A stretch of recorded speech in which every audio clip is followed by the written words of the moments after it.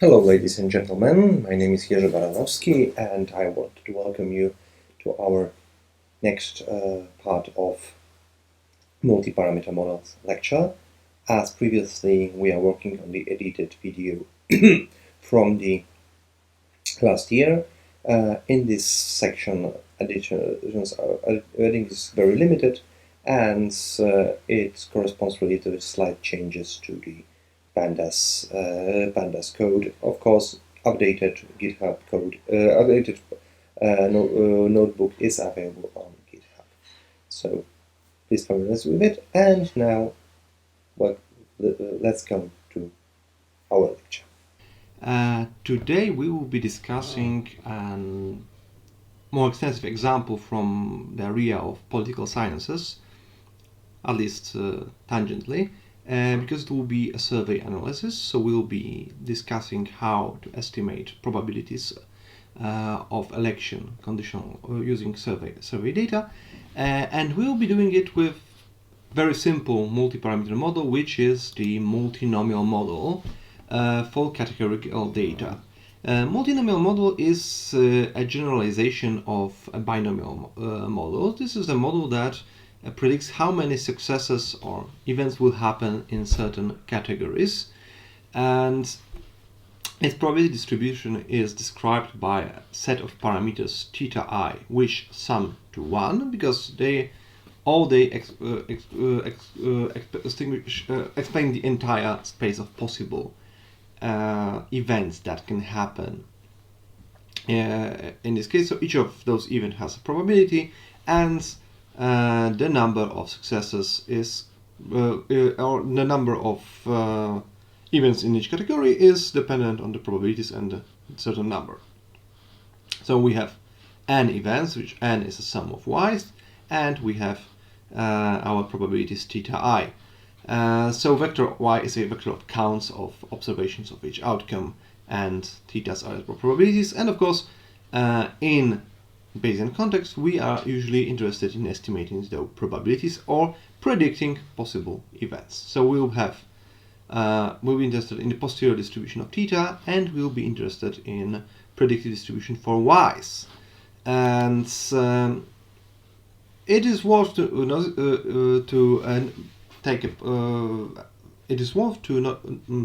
observe that there is a conjugate prior for multinomial distribution, which is an analogous situation to the conjugate prior for binomial distribution, where in binomial we had beta distribution. Now we have Dirichlet distribution, and Dirichlet distribution is relatively the same as beta distribution. It's a probability of theta in each category specified by alpha parameters, and those parameters are this should be theta. Okay. So there is an blah blah blah blah blah blah blah. Okay, there is what is important to see is that there is an conjugate prior for multinomial distribution, and this conjugate prior is the Dirichlet distribution, or Dirichlet, and this distribution gives us probabilities for values of vector theta, and they are parameterized by alpha parameters. This is the same situation as with binomial, where we had a beta distribution, and beta distribution gave us probabilities from theta, and on the other hand, this was very easily interpretable prior, because in case of beta distribution, we could consider values of alpha as previous numbers of successes in certain categories. In case of the Dirichlet distribution and multinomial, it will be number of events occurring in each of the categories. At least we can express this distribution as, and we will get a result which will be again a Dirichlet distribution, like the model will be. So we'll be able to get some results from the distribution. However, we won't be doing that. We will be doing that in Stan because of general focus on this course. And this is the part of the theory. So we have a relatively simple distribution depending on number of counts of categories for which we have probabilities, and we have the probability that is for, okay, we have a guess here. So we have the our probability distribution defined by we have our categories and we have our parameters, and we need to assign prior for them in order to be able to consider our model. So this is our theory. We have our model of multinomial model for categorical data, and in case of this model, we are predicting values of how many events happen into each categories, and they are dependent on parameters theta. So our parameters, multiple parameters, are probabilities of each category, which we can assign prior using, for example, the Dirichlet distribution. And we will focus on an event for you, most of you listeners, ancient history. So 1988 US presidential election. This was the presidential election where we had our older President Bush, so Bush Senior. Actually not Senior, George H. Bush, the father of George W. Bush, which was most known during the 9/11 crisis in the United States. Again, like this might be ancient history for you, but he was a very important figure at the time. And we have data which is from Gelman's,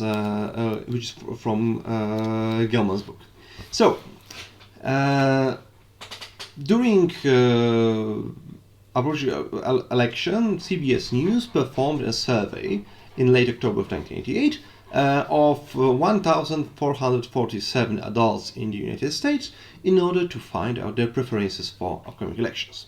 The main candidates were, of course, George H. Bush, who was the Republican Party nominee, and his opponent from Democratic Party was Multi-Dukakis. And of course, as always in the United States, you have some number of so-called third-party candidates, which never approach any significant levels, at least not in last 100 years or more of United States elections. So really, we have two candidates. However, from this survey, 727 people have supported George Bush, 583 people supported Dukakis, and 137 gave votes that were either supporting third-party candidates or expressed no opinion. So we start with this very simple model in order to estimate the probabilities of our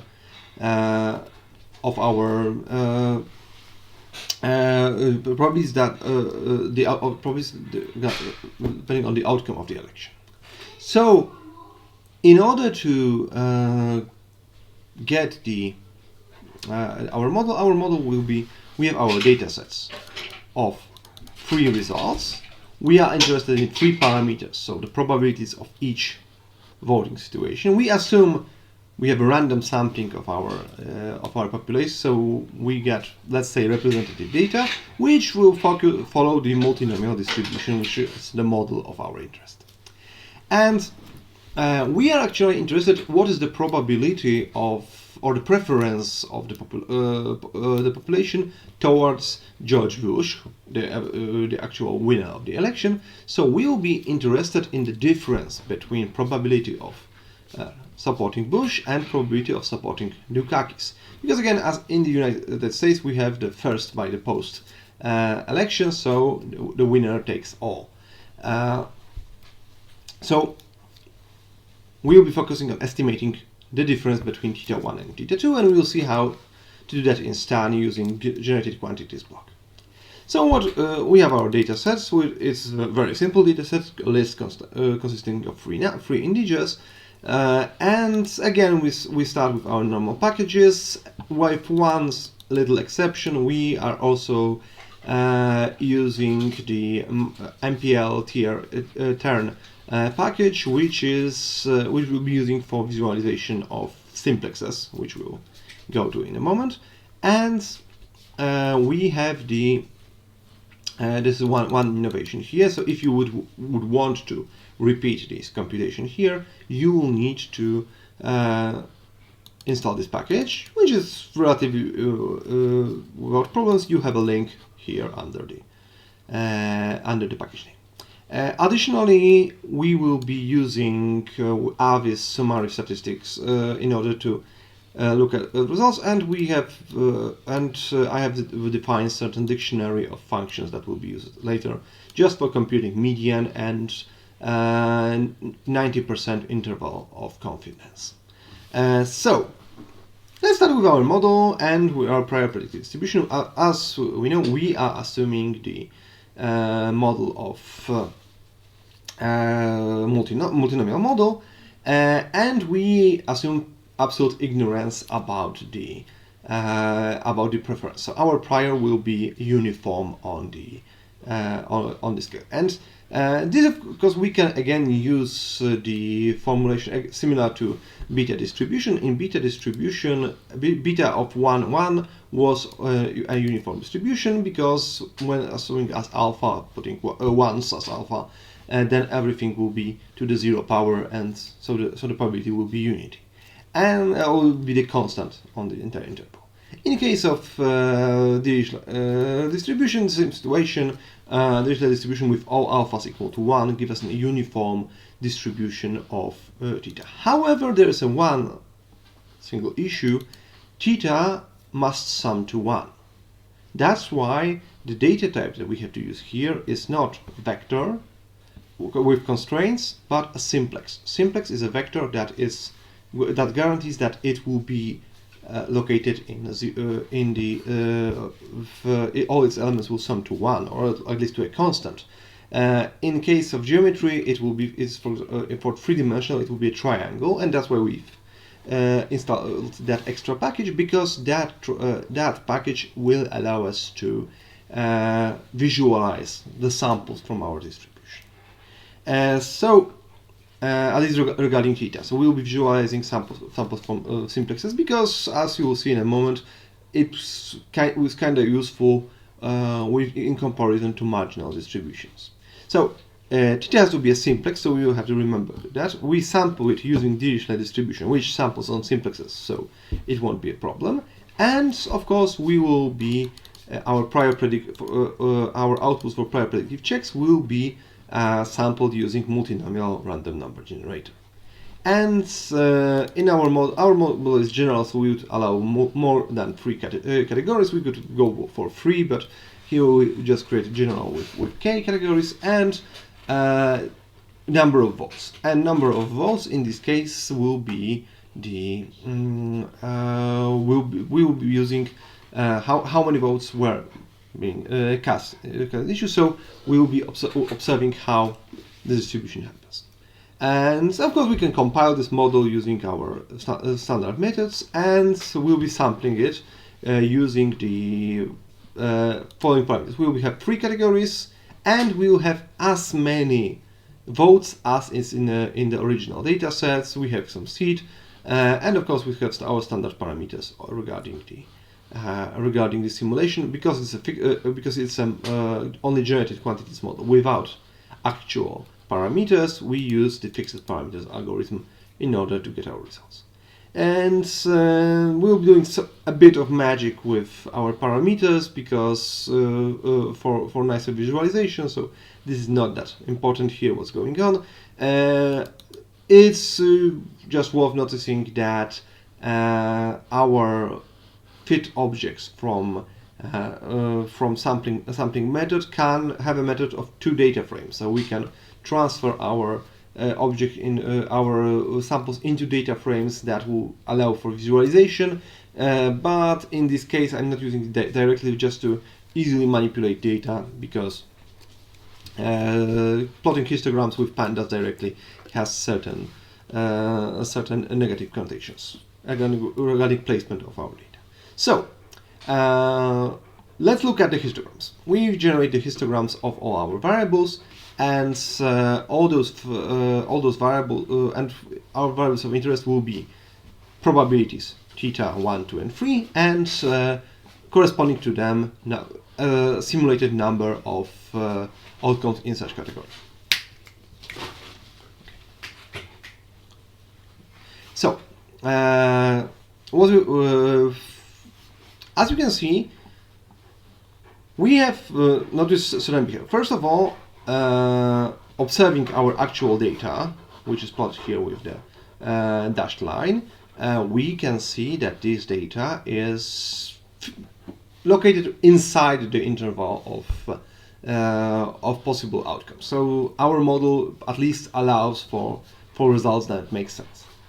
Moreover, we can see that our theta parameters are distributed with certain preference towards 0, which might be kind of surprising because we've discussed that we wanted the uniform probability. But uniform probability for simplexes is not the same as uniform marginal distributions. That's why we can look at the entire distribution samples of theta from our distribution on the simplex.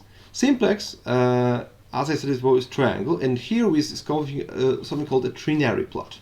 Trinary plot puts our values on a grid of triangles where values of each axis are located as lines going from the vertex. At the vertex is a theta 1 equal to 1. At the bottom is theta 1 equal to 0. So you have the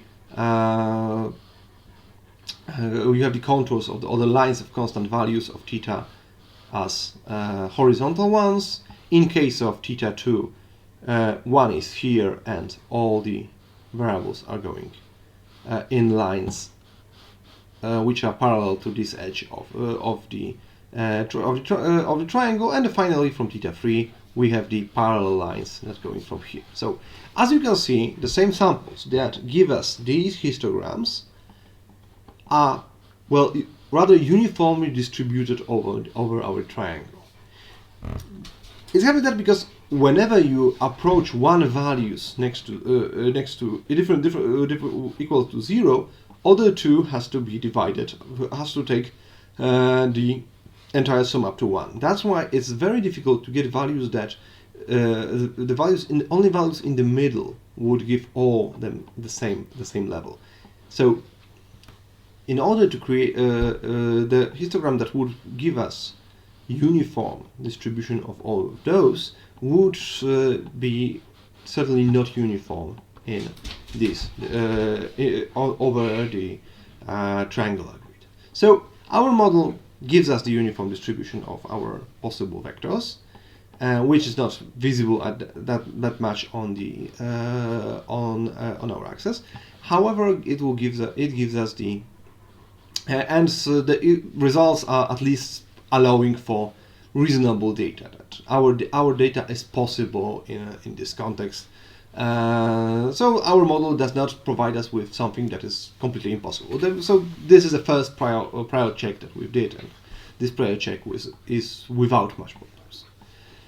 So we can now move to our posterior analysis and our predictions. So let's start with the posterior analysis and create our model for election fit. And our model for election fit is very similar, at least in the context. Data is the same as data as similar to the previous, because in order to simulate from the RNG function, we had to provide it with the number of samples.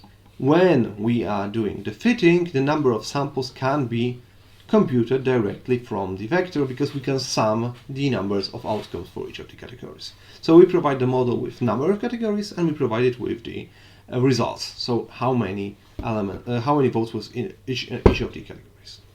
Our parameters is again a simplex of theta, simplex of k dimension case of 3 variables, and our model is very simple because it just we can ignore the uniform distribution here. We could put here Dirichlet distribution but because it's uniform in our context, we can just skip it. In case we skip instead the prior models, it's substituted with uniform distributions. So this is something that we left here, and we don't care about it too much because it's a simplex with a uniform model on simplexes. So it is the generally we are using a standard default, and our model here will be fitting theta in order to our likelihood according with our likelihood, which is multinomial distribution. We supplement it with the generated quantities block. So we will first of all sample the results of the survey. So we will sample the same number of votes, and those number of votes will see how it's distributed with how it's distributed corresponding to our data. Why we are doing it? We are doing it in order to get something that can be called a retroductive check. So we'll be checking if our model is able to generate our original data, at least in some consistency. So we'll be so we were doing it before. I just didn't call it a retroductive check before. So we'll be sampling the data, sampling the distribution of possible outcomes, and we'll see if this distribution is corresponding to our original data. And additionally for that, we will be adding the advantage value. The advantage, so how much theta1 corresponding to George Bush is greater than theta2 corresponding to Dukakis. So how is the difference positive or negative really? Because if it's positive, then Bush has an advantage. If it's negative, Dukakis has an advantage.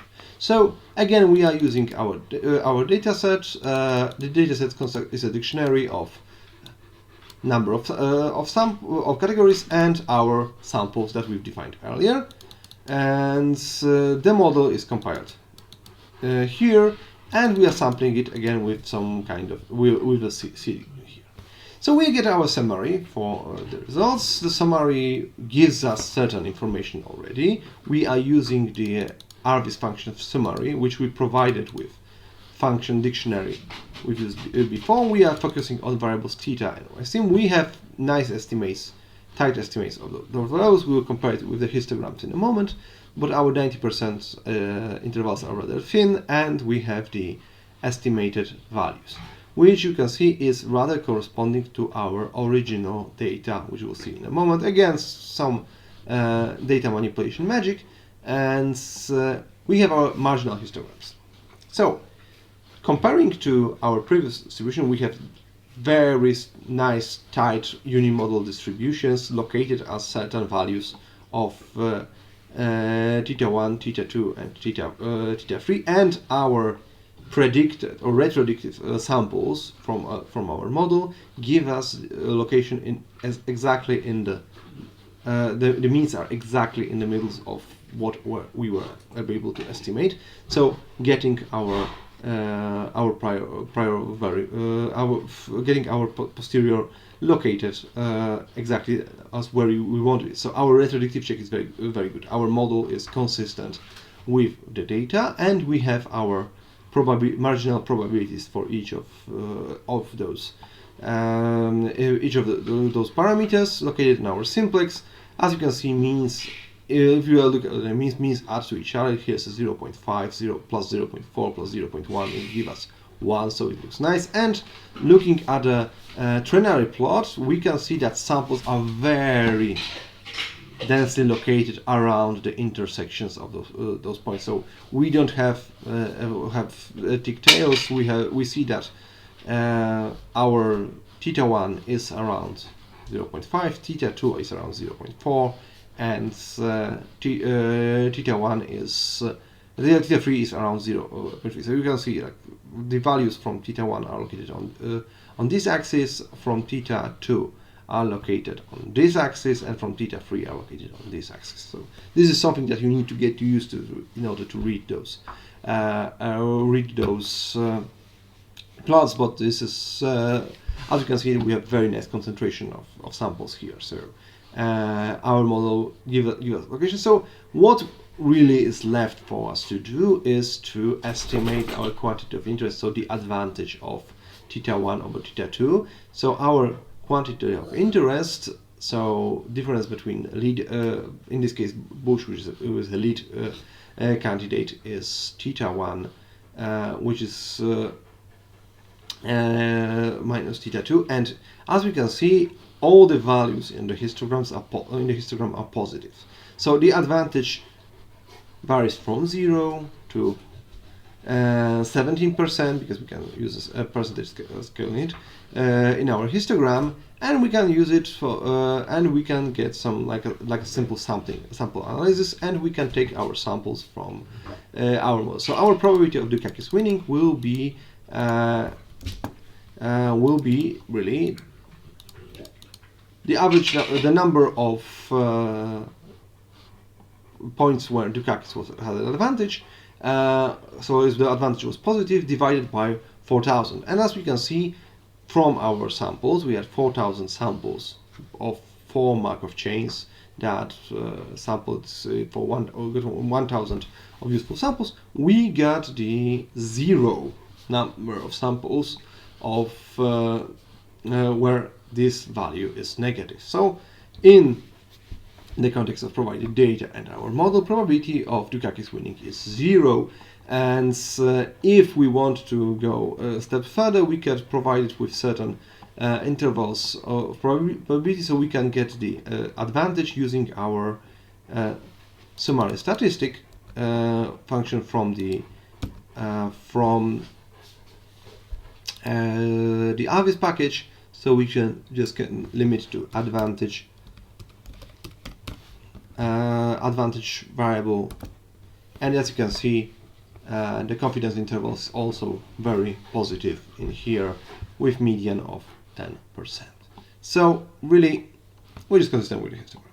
So what we did here, we took a simple model of the kind. So we had a model on the categorical data with a model of 3 parameters, which were in the form of a simplex. So not a normal vector, but a vector limited to a triangular space in a sense. And using this model, we've sampled both values of parameters from the posterior and values of the predicted outcomes. Predicted outcomes are very well corresponding to original data. We got our confidence intervals for our parameters. We get confidence intervals for our predictions. We can also get the confidence interval for our prediction regarding the advantage of Bush. Dukakis, we can see that the joint probability distribution of parameters theta is very densely located in appropriate intersections of values. So it's located around this point of 0.5, 0.4, and 0.1, which is, again, this is a nice visualization useful for only three possible categories. If we have more categories, the visualization are problematic, but here we can still do something. And using samples, we can get additional information, like, for example, the samples of advantage give us the probabilities of Dukakis winning, which are none. And he didn't win, so the model prediction was okay. And this is it for today. So this, I said, this will be our it was a short video. This model will be again available on GitHub. No dataset is needed. You will get no cached models will be provided, so you'll have to compile it by yourself. And of course, you need to install the trinary package if you want to do it by yourself. You can try to do some prior information, so you can modify the model for the you can modify the prior model for the posterior and for the prior, for example, assuming certain prior information. So you will see what will happen and how our distribution will go. As again, Dirichlet distribution is easy in this case because it can be interpreted. So you can, for example, assume what was the earlier predictions or earlier survey results, and get estimates, get it as a prior for this process. Thank you for listening to this lecture. In the original lectures last year, we had now a third part considering multivariate Gaussian parameter estimation. If you are interested in that, please feel free to check it on last year's playlist. However, I've decided to remove it and we'll move directly to the bioessay experiment, which is a problem of modeling from biology, and it will be presented in the third part. Thank you for listening and see you in next video.